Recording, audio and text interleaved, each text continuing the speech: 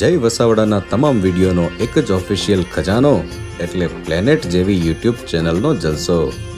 તો જલ્દી લાઈક કરો, સબસ્ક્રાઇબ કરો અને બેલ આઇકન પ્રેસ કરી ઓલ સિલેક્ટ કરો જેથી તમે જોઈ શકો અમારા વિડીયો સૌથી પહેલા. Of united India by iron man of India Sardar Patel के जीवन के बारे में और जानकारी साझा करने के लिए आज हमारे साथ स्टूडियो में उपस्थित हैं professor Surabhi Pandey, Indian Institute of Public Administration. आपका बहुत बहुत स्वागत है मैम. नमस्कार. आपका स्वागत करते हैं और साथ ही ऑनलाइन माध्यम से हमारे साथ जुड़े हैं जय वसावड़ा जी. नमस्कार सर, आपका भी बहुत बहुत स्वागत है. और आप गुजराती प्रिंट मीडिया के लोकप्रिय युवा लेखक हैं. बहुत सी किताबों की आपने रचना की है और सरदार पटेल पर आपकी जो किताब आधारित है उसका शीर्षक है सुपर हीरो सरदार. आपका भी बहुत बहुत स्वागत है डीडी मॉर्निंग शो में. स्वागत है आपका सर डीडी मॉर्निंग शो में. तो सबसे पहले प्रोफेसर सुरभि, हम आपसे जानना चाहेंगे कि जब भारत जो अंग्रेजों के अधीन था तो उस वक्त के सरदार पटेल के जो जीवन और व्यक्तित्व के बारे में आप हमें कुछ बताइए. जैसा कि हम जानते हैं कि आज 31 अक्टूबर को हम भारतीय एकता दिवस मना रहे हैं और ये दिन जो है वो डेडिकेटेड है सरदार पटेल जी के लिए. सरदार पटेल जी का नाम जैसे हम सब जानते हैं वल्लभ भाई जावेरी पटेल 31 अक्टूबर 1875 में नाडिया गांव गुजरात में हुआ. यदि हम उनके बचपन से आज तक की उनकी एक जर्नी देखें, एक जीवन, तो बचपन से ही वो एक सेल्फ रिलायंट जिसे हम कहते हैं ना, स्वधाय की बात करते हैं कि बचपन से ही उनमें ये चीज़ थी, एक लीडर कि अपनी पढ़ाई से लेके आगे तक की भविष्य का सारी चीज़ें उन्होंने ज़िम्मा खुद उठाया. और 10वीं मैट्रिकुलेशन के बाद उन्होंने ये सोचा कि मुझे इंग्लैंड जाके बैरिस्टर बनना है और उसके लिए उन्होंने बहुत कड़ी मेहनत के साथ, किताबें नहीं होती थी, आर्थिक स्थिति ऐसी नहीं होती थी, तो कुछ लॉयर से किताबें लेके उन्होंने पढ़ाई करके वो इंग्लैंड की जर्नी बैरिस्टर बन के वापस आना और अहमदाबाद में एक प्रतिष्ठित लॉयर के तहत काम किया उन्होंने. वो एक क्रिमिनल लॉयर थे और उनके जजमेंट और सारी चीज़ें आज भी लोग याद करते हैं. तो उनकी कार्यशैली और उनके जीवन से हमें पता चलता है कि वो एक बहुत ही दृढ़ निश्चय वाले पुरुष, जो कि भारत के स्वतंत्रता संग्राम में ही सिर्फ उन्होंने अपना योगदान नहीं दिया. जैसे कहते हैं एकता दिवस, एकीकरण, इतने राज्यों का और राजवाड़ाओं का, प्रिंसली स्टेट्स का, 560 से भी ज़्यादा प्रिंसली स्टेट का उन्होंने एकीकरण किया, यूनिफाइड. तो ये इतना आसान काम नहीं है जितना हम इसे कह रहे हैं. बिल्कुल. और इसको समझना और किस तरीके से आज जो हम एक भारत का नक्शा एक भारत की तरह देखते हैं और उसे एक सपने को, उस ड्रीम को अपने सामने देखना. नहीं तो आप सोचिए कि मुझे दिल्ली से जयपुर जाने के लिए भी एक वीज़ा या पासपोर्ट लेना पड़ता.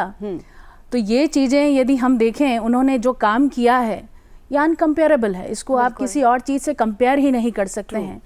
तो इसमें एक दृढ़ निश्चय, दूरभाषिता जिसे हम कहते हैं, दूरदर्शन और एक समक्ष जो कहते हैं ना, एक एडमिनिस्ट्रेशन की बात होती है, बहुत ही प्रशासनिक चीज़ें यदि हम उनकी देखें तो बहुत दृढ़ निश्चय के साथ काम करते थे.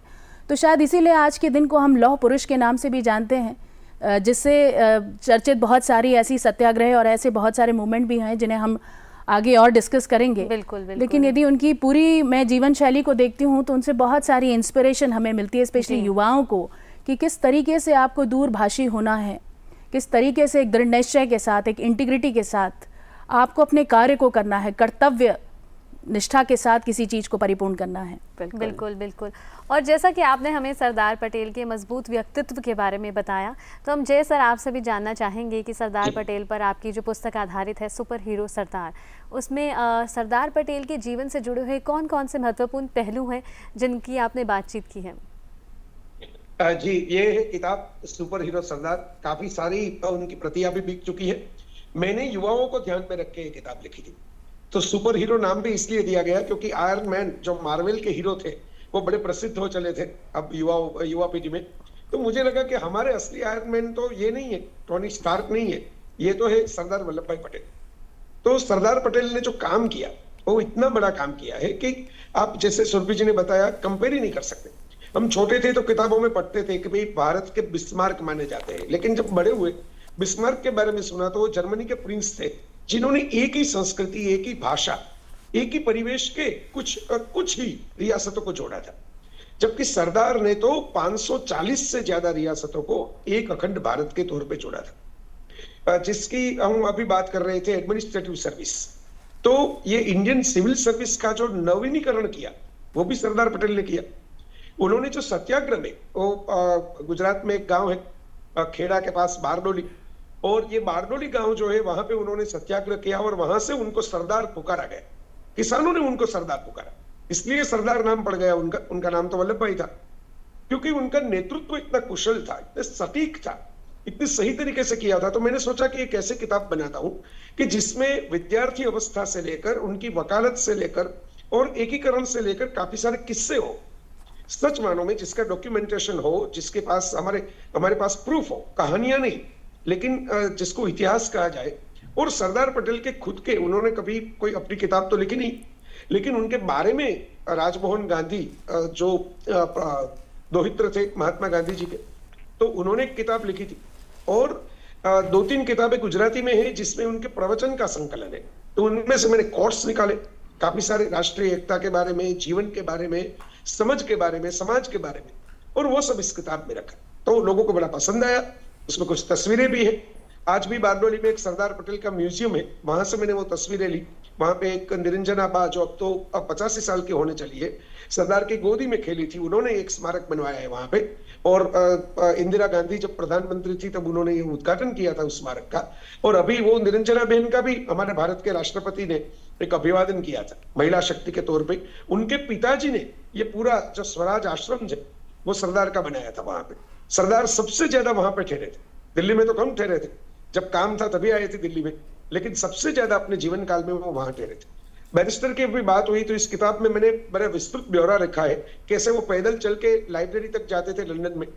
और बैरिस्टर तो काफी सारे नेता थे, भारतीय स्वाधीनता संग्राम में काफी सारे नेता थे जो ब्रिटेन में जाके बैरिस्टर हुए, लेकिन सरदार अकेले ऐसे नेता थे जो फर्स्ट क्लास फर्स्ट पास हुए, और 6 महीने पहले उन्होंने अपनी डिग्री हासिल कर ली, जो तय समय सीमा थी। उनको मैजिस्ट्रेट के तौर पे ब्रिटिश गवर्नमेंट ने इनवाइट भी किया था कि आप मैजिस्ट्रेट हो सकते हो, लेकिन उन्होंने मना कर दिया कि मैं वकालत करूंगा। फिर गांधी जी की बातें सुन के वो जुड़ गए उनके साथ, और फिर तो वो कोट वोट सब कुछ निकाल दिया। तो ऐसी बातें भी लिखी है, और जो उनके बचपन की बातें थी, जो बड़ी प्रेरणादायी है बचपन की बातें भी, वो भी इस किताब में। बिल्कुल। तो आपने सरदार पटेल के जीवन के पहलुओं को बहुत अच्छे से अपनी किताब में बताया है। तो प्रोफेसर सुरभि, हम आपसे जानना चाहेंगे कि भारत के जो स्वतंत्रता संग्राम में सरदार पटेल की क्या भूमिका रही, इस पर रोशनी डालिए। देखिए, जब हम अपने स्वतंत्रता की बात करते हैं तो गांधी जी का नाम आता है जी। और गांधी जी ने जो ये स्वराज का कार्य शुरू किया था, उन्हीं चीज़ों से कहीं प्रेरित होके सरदार पटेल जी ने भी इस आंदोलन में अपना एक मुख्य, बोलते हैं ना, एक मुख्य रोल प्ले किया उन्होंने। और जो पहला कार्य हम यदि देखें 1918 में, जैसा कि जय जी ने भी मेंशन किया कि खेड़ा में जो ये कर माफ़ करने का आंदोलन था, किसानों को उन्होंने किसानों का साथ दिया। कहीं ना कहीं वो गांधी जी से प्रेरित होके इस मूवमेंट में, इस आंदोलन में, इस खेड़ा आंदोलन में उन्होंने साथ दिया। और किसानों को कर माफ़ी से, यानी कि जो एक उनके ऊपर सूखा प्रेरित जो ये एक विलेज था, वहाँ पे उन्होंने किसानों को मदद की और कर से कहीं ना कहीं मुक्त कराया। तो ये सबसे पहला एक हम कह सकते हैं कि स्वतंत्रता में उनका एक योगदान यहाँ से शुरू हुआ। और जैसे कि पूरा भारतवर्ष और विश्व भी जानता है कि उनकी पहचान सरदार के नाम पे उनके एक दूसरे मूवमेंट और ऐसे ही आंदोलन से हुई, और उस आंदोलन का नाम है बारडोली आंदोलन, जहाँ पे उन्होंने किसानों का फिर से एक बार साथ दिया। और जो लगान और माफ़ीकरण में जो कर था 30% से 6%, और उसके बाद उसको कंप्लीट, जो कहते हैं ना, पूरी तरीके से, पूर्ण तरीके से कर माफ़ी लगान में उन्होंने एक अपना बहुत बड़ा योगदान दिया। और फिर उनका नाम सरदार के नाम से इस पूरे विश्व में जाना गया। तो ये एक 2 मूवमेंट हैं जो हम हमेशा हिस्ट्री में हमेशा याद करते हैं, इतिहास में। इसके अलावा यदि हम देखें तो कहते हैं भारत छोड़ो आंदोलन हो गया, ऐसे बहुत सारे सत्याग्रह आंदोलन, ऐसे बहुत सारे आंदोलन में सरदार पटेल का एक बहुत ही महत्वपूर्ण योगदान है। जैसे कि जय जी ने बताया कि सिर्फ जब हम यूनिफाइड यानी कि एकीकरण की बात करते हैं राज्यों की, प्रिंसली स्टेट की जी, तो वो एक पेचीदा हिस्सा था कि भारत स्वतंत्र हो रहा था 1947 में। और 1947 के बाद जब भारत स्वतंत्र हो रहा था, क्या हम सच में स्वतंत्र हो रहे थे? क्या हम एक थे? ये एक का जो सपना था, ये जो ड्रीम था, शायद उन्होंने इस हम कहते हैं ना, अपनी स्वतंत्रता से पहले ही देखना शुरू कर दिया था, और इसके लिए वो कार्य भी शुरू कर दिया था। और शायद इसीलिए जो कार्य उन्होंने पहले शुरू किया, इस कार्य के लिए उन्हीं को चुना गया, ऐसे कार्य के लिए जहाँ पे बहुत सारे हमारे ऐसे स्टेट्स थे, जैसे हम सभी जानते हैं हैदराबाद हो गया, कश्मीर हो गया, जूनागढ़ हो गया। जैसे मैंने आपसे कहा कि हमें हो सकता था कि वीज़ा की ज़रूरत पड़ती कि इन देशों में हमारे ही जो आज प्रांत हैं उनमें जाने के लिए, तो ये इतना आसान नहीं था। जहाँ पे उन्होंने सैन्य जो सेना होती है उनके तहत, सेना की कार्रवाई के तहत इन देशों को भी अपने में मिलाया, और इसके तहत उन्होंने बहुत सारी चीज़ों का प्रस्ताव भी रखा। ऐसा नहीं है कि डिफेंस, एक्सटर्नल अफेयर्स और कम्युनिकेशन, इन सारी चीज़ों के लिए हम आपका साथ देंगे और हम एक विश्व, एक परिवार की तरह रहेंगे। तो ये जो सपना आज हम देख रहे हैं जो साकार हुआ है कि एक विश्व, और जहाँ हम बात करते हैं एक भारत, श्रेष्ठ भारत, जो हम डेवलप नेशन की बात करते हैं, ये सपना जो साकार हुआ है उसमें सरदार पटेल जी की एक अहम भूमिका है। बिल्कुल। तो बहुत कुछ सीखने को मिलता है, एक इंस्पिरेशन है वो आज की युवाओं के लिए भी। बहुत सारे ऐसे मूवमेंट उन्होंने किए हैं, और जैसे जैसे हम शो में आगे बढ़ते जाएंगे और डिस्कशन को लेते रहेंगे। और जैसा कि आपने हमें बताया एक भारत का जो सपना है, अखंड भारत का सपना, इसके बारे में हम जय सर आपसे भी जानना चाहेंगे कि सरदार पटेल का जो अखंड भारत का सपना था, बहुत से उन्होंने महत्वपूर्ण कदम भी उठाए थे उसके तहत, उसके बारे में हमारे दर्शकों को और बताएं। आपको अगर भारत का इतिहास, हमारे युवा पीढ़ी के अगर वो गूगल पे भी जाए और चेक करे तो उनको पता चलेगा कि ब्रिटिश इंडिया का नक्शा काफी डिफरेंट था आज का जो नक्शा है उससे। क्योंकि ब्रिटिश के पास, अंग्रेजों के पास पूरा भारत नहीं था। काफी सारे राजाओं के साथ, नवाबों के साथ उन्होंने संधि करके रखी थी। तो तब वो पावरफुल थे, तो वो संधि चल रही थी। जब उन्होंने आजादी देने का निर्णय किया तब एक चाल भी चली उसके साथ। उन्होंने कहा कि एज इट इज हम भारत को छोड़ के चले जाएंगे। एज इट इज मानी कि जैसा हमने आए थे तब रहा था, ऐसे छोड़ के चले जाएंगे। मानी पूरा भारत हमको देंगे नहीं। भारत आजाद होगा तो भारत आजाद होने के बाद जो लोग भारत को संभालेंगे उनको भारत को एक करना पड़ेगा। वक्त कम था और सरदार पटेल के ऊपर ये जिम्मेदारी थी, और वो पहले से भांप चुके थे। वो इतना विजन था उनके पास कि उनको पता था कि ये चैलेंज मेरे पास आएगी, मुझे ये चैलेंज से गुजरना होगा। तो उन्होंने अपना संपर्क व्यक्तिगत बनाए रखा। काफी सारे राजाओं को उन्होंने कन्विंस किया। हमारे गुजरात के भावनगर स्टेट है, उनके राजा महाराजा कृष्ण कुमार सिंह जी थे, वो सबसे पहले जुड़े सरदार के साथ। वो बाद में उस समय मद्रास प्रांत कहा जाता था, उसके गवर्नर भी बने और वो गांधीयन भी थे। तो उन्होंने प्रयत्न किए। तो सरदार ऐसे करते थे कि भी राजाओं का मान सम्मान भी रखते थे, जहां पे कुछ तरकीब निकालनी थी वो भी रखते थे, जिसको चाणक्य नीति कहा जाता है, साम दाम दंड भेद। तो सरदार अपने लिए तो कुछ नहीं करते थे। जब उनका देहांत हुआ तो उनके पास 300 से ज्यादा पर्सनल, जिसको कहा जाए, रुपये भी नहीं थे। और पुराने चश्मे पहनते थे, अपनी बेटी मणिबहन के काते हुए सूत के कपड़े पहनते थे। लेकिन उन्होंने पूरे खजाने जो महाराजाओं के थे वो हैंडल किए, देश की सुरक्षा के लिए हैंडल किए, उनको भी दिए और भारत राष्ट्र को भी दिए। तो ये उनकी इंटीग्रिटी थी। वो खुद के लिए कुछ नहीं चाहते थे, देश के लिए एक अखंड भारत चाहते थे जी। जैसे काफी सारी चीजों को उन्होंने टैकल किया। हैदराबाद के निजाम ने जब उनको कहा कि आपको पता है कि हमारे रजाकार कितने हैं और कितनी सड़कों पे आ जाएंगे, तो सरदार ने कहा कि आप किससे बात कर रहे हैं, आपको सोचना पड़ेगा। अगर आपके रजाकार सड़कों पे आएंगे तो हम क्या हाथ पे हाथ धरे बैठे रहेंगे? हमारे पास भी सेना है, बिल्कुल, हम भी भेजेंगे अपनी सेना। जूनागढ़ के नवाब जो थे उनके पास तो जो आबादी थी जूनागढ़ स्टेट की, उसको तो भारत में जुड़ना था। तो सरदार ने वहां पे आरसी हुकूमत करके एक जन आंदोलन चलवाया। वहां पे सेना की जरूरत ही नहीं थी, क्योंकि 95% आबादी ही जुड़ना चाहती थी भारत के साथ। तो आबादी की उनको एक पूरी लड़त चलाई। तो वहां पे एक डिफरेंट टेक्निक का इस्तेमाल किया हैदराबाद से। और एक त्रावणकोर स्टेट था, त्रावणकोर स्टेट के महाराजा ने ऐसा कहा कि भाई मैं तो, उनको जुड़ना नहीं था, उनको अपना स्टेट खुद बनाना था। लेकिन कोई त्रावणकोर इतना बड़ा स्टेट बन नहीं सकता था, क्योंकि अब भारत का नक्शा देखे तो उसके बीच में कोई अगर दूसरा देश आ जाए तो कैसे चलेगा। तो उन्होंने ये निकाली, तो महाराजा जो थे उन्होंने तरकीब ये निकाली कि भाई मैं तो भगवान पद्मनाभ का सेवक हूं और भगवान पद्मनाभ का ये राज्य है, तो मैं कैसे आपको साइन कर देता हूं। भगवान पद्मनाभ अगर साइन करे तो मैं कर देता हूं। तो सरदार मुस्कुराए और उन्होंने कहा कि मैं आपको मिलने के लिए इसलिए आया हूं कि कल सपने में मेरे भगवान पद्मनाभ आए थे और उन्होंने मुझे आज्ञा की कि आप ये राज्य भी ले ले भारत संघ के साथ। और जो महाराजा है वहां पे मेरे ट्रस्टी के तौर पे उनकी साइन करवानी। बिल्कुल जय जी, आपने महाराजा ने बिल्कुल कहा कि ठीक आपके कहा। सपने में कैसे- हाँ बिल्कुल आपने ठीक कहा, जो अखंड भारत का सपना है वो पूरा होता नजर आ ही रहा है। और यहीं पे प्रोफेसर सुरभि, हम आपसे जानना चाहेंगे कि सरदार पटेल को भारत का लौह पुरुष कह के सम्मानित किया जाता है, इसके बारे में आप हमें बताइए। Iron man of India. Yes जी बहुत सारी चीज़ें हैं बचपन से लेके उनके मैं कहूँ फिर से पूरे जीवन शैली को यदि देखा जाए तो कहीं ना कहीं हर कहीं वो उनके चीज़ों में रिफ्लेक्ट होता था। जी। बचपन में जब उन्हें चोट लगी, एक ऐसी ही मैंने कहानी पढ़ी उनके बारे में कि जब उनको चोट लगी तो वो चोट एक फोड़े में तब्दील हो गई और उस फोड़े को उन्होंने खुद एक लोहे से जला के, तो वो उस कष्ट को भी सह लेते थे। बट यदि हम बात करें आयरन मैन ऑफ इंडिया और लौह पुरुष की, तो बारडोली सत्याग्रह एक ऐसा सत्याग्रह था जहाँ पे किसानों के साथ उन्होंने साथ दिया और इस कर से जो हमें मुक्ति मिली उसके लिए वहाँ की महिलाओं ने भी उनको सरदार यानी कि लीडर का नाम दिया। जी और वहाँ से सरदार वल्लभ भाई पटेल सरदार के नाम से जाने हम उनको जानते हैं।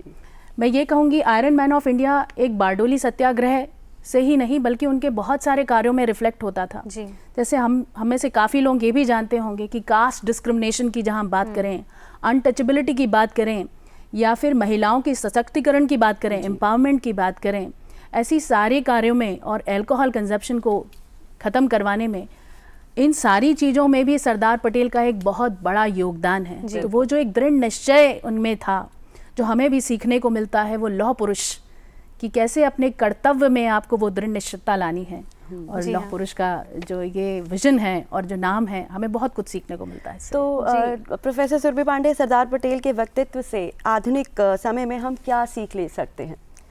जब मैं आधुनिक समय की बात करती हूँ तो, और मैं भारतीय लोक प्रशासन संस्थान से आ रही हूँ, तो यहाँ पे मैं एक चीज़ और बताना चाहूँगी कि आज जो हम ये ऑल इंडिया सर्विसेज देखते हैं, जी है ना, हम भारत की ये जो प्रशासनिक सेवा की बात करते हैं उसमें सरदार पटेल जी का एक बहुत बड़ा योगदान है। बिल्कुल। Modern all India services is because of Sardar Patel ji. जी हाँ। तो ये सिविल सर्विसेज में भी, सिविल सर्विसेज को उन्होंने कहा स्टील फ्रेम ऑफ इंडिया। ये स्टील फ्रेम ऑफ इंडिया इसलिए है कि एक तरफ एकीकरण इस भारत का हो रहा था और इन सारे राज्यों में एकीकरण ना कि सिर्फ लॉ एंड ऑर्डर में बट यूनिफाइड तरीके से जो हम कार्य करेंगे, हमारी जो प्रशासनिक सेवाएं हैं जो ये काम करेंगी, उसमें भी ये एकीकरण दिखना चाहिए। तो ये जो मॉडर्न इंडिया में हम देखते हैं सर्विसेज के तहत, तो आई थिंक ऑनेस्टी, इंटीग्रिटी, कहीं ना कहीं ये सारी चीज़ें हमें सरदार और पटेल ने दी एकजुटता हैं। का ये भाव हम सभी में दिखना चाहिए। बिल्कुल। और जय सर, आपसे भी एक सवाल पूछना चाहते हैं कि वैसे तो सरदार पटेल की बहुत सी उपलब्धियां हैं, लेकिन एक जो सबसे खास, सबसे प्रमुख और सबसे चर्चित है वो है integration of princely states in the Indian union, कई रियासतों को भारत संघ में शामिल करना। हमें जल्दी से इसके बारे में और जानकारी दीजिए। जी, जैसे मैं बता रहा था और जल्दी से मैं इतना ही कहना चाहता हूं कि उनके पास एक अपना व्यक्तित्व था, दूरदर्शिता तो थी ही, निर्णय शक्ति बहुत स्पष्ट थी। तो उनकी क्लैरिटी की वजह से काफी सारे जो राजा महाराजा नवाब जो थे उनके साथ जुड़ते गए। उन्होंने सबको कहा कि भाई देखिए, भविष्य अब लोकशाही का है, डेमोक्रेसी का है। उन्होंने पत्र व्यवहार भी किया, खुद मिलने के लिए भी जाते थे, किसी का संबंध किसके साथ है वो भी परख करते थे और उनसे बात करवाते थे।